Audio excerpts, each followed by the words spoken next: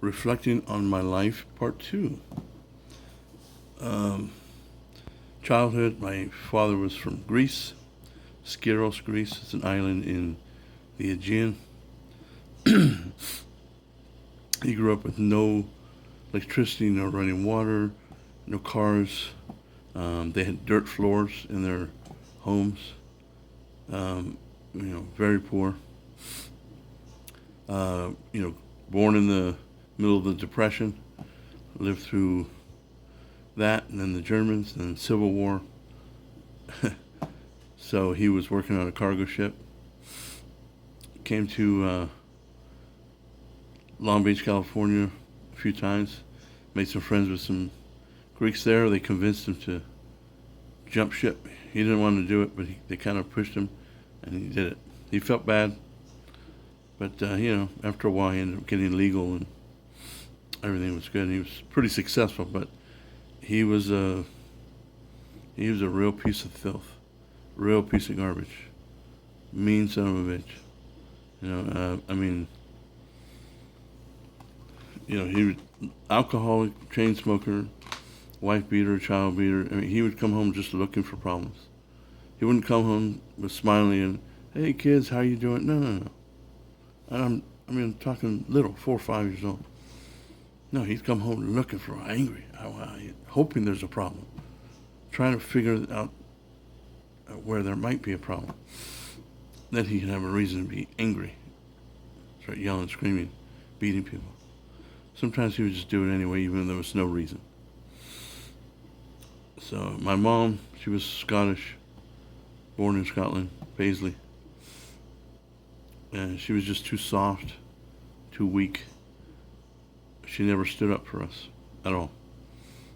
Only when it was to the point where if he kept beating us, we'd end up in the hospital. And then she would stop him. Yeah. So when I was probably maybe 5, mentally she just checked out. She just went, "Shoot, I'm out. I'm done. Goodbye." So from that age, I was making my own breakfast, doing my own laundry, making my own lunch.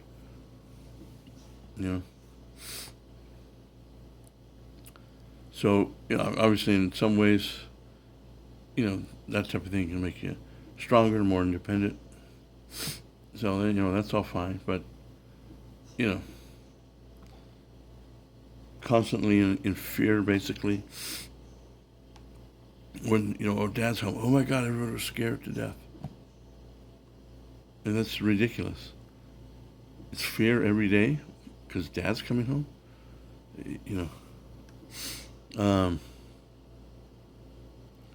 So obviously that shaped, my mentality, my life. Because I was the youngest, so I'm a little baby seeing all this yelling and screaming. I don't know what's happening, but I know it's not good.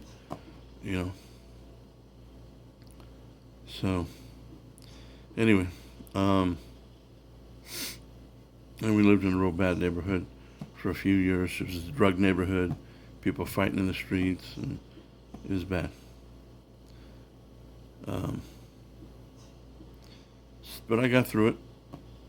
Um, you know, not too bad. Through high school and whatnot. But I was always, like I said in part one, I was never really didn't know what the hell I wanted to do. Part of it was because any independence, any ideas of your own, any goals, any dreams, hopes and dreams, they were stomped out before they even had a chance to be a full thought, by my dad. It was going to be, what he wants for you, and that's it. It was almost like being a slave. No chains or nothing, but still, it's more like almost like an indentured servant. And from the time I was like 4, he owned houses, apartments, and different things like that, and I'd be out working. real work. Like, I don't mean just minor shit. I mean real work. Helping him pull up carpets and wallpaper and, you know, fixing, put up drywall and just all kind of crazy shit, roofing, as a little kid. Again, there's some good in that, but then it's like, not much childhood. I remember when we moved to a new neighborhood.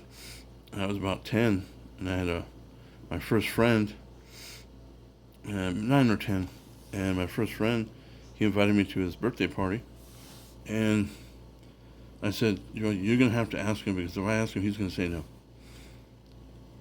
And the kid, he looked confused, like, what do you mean? I mean, we're kids.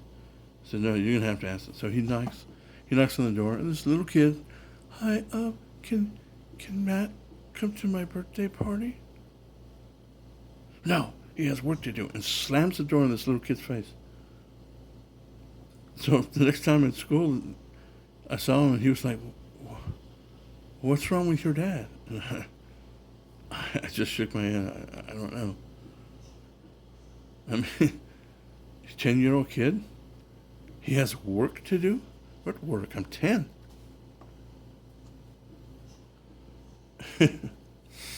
Anyway,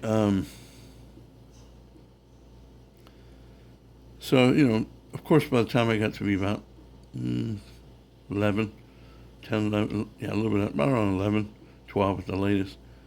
Yeah, all the beating stopped. He's probably about 11, because I was almost as big as him,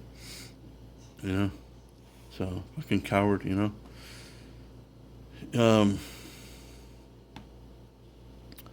So that wasn't good. I mean, I had a lot of hate for him.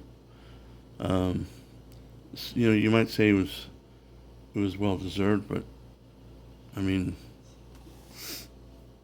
it's not good to have hate in your heart, but that's how I felt. So, he died like 5 years ago, and I didn't care. I didn't go to the funeral. I actually felt relief, joy, like, honestly, to be honest. I know it sounds bad, but when he died, it's just like, good riddance. Finally. I lived to be 85. Miserable old bastards,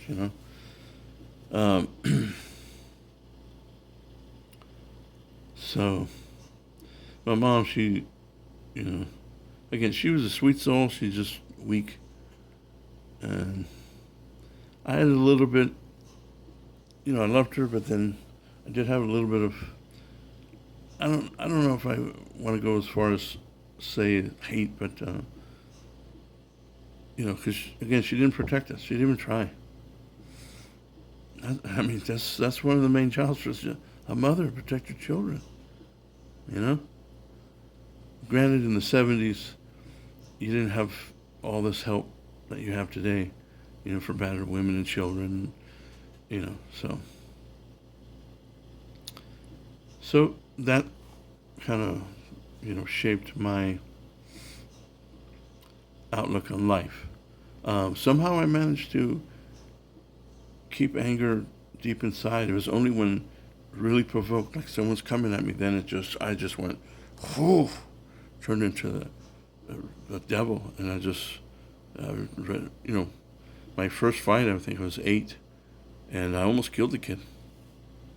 My older brother, John, and my other brother, Costa, it took everything they had for them to pull me off of him. And, I mean, I was choking the life out of him. They said he was turning colors, and, I mean, he was, another 30 seconds, minute, he'd probably be dead. And at the time, I didn't care, And so I saw that in me, and I kind of got scared of what I can do if I don't control it. So for the next few years, I just completely avoided anything that remotely. I kind of became an introvert and just avoided any possible contact that would lead to any type of, violence or anything. So I'm going to leave that here. That's part 2 of reflecting on my life. Thanks.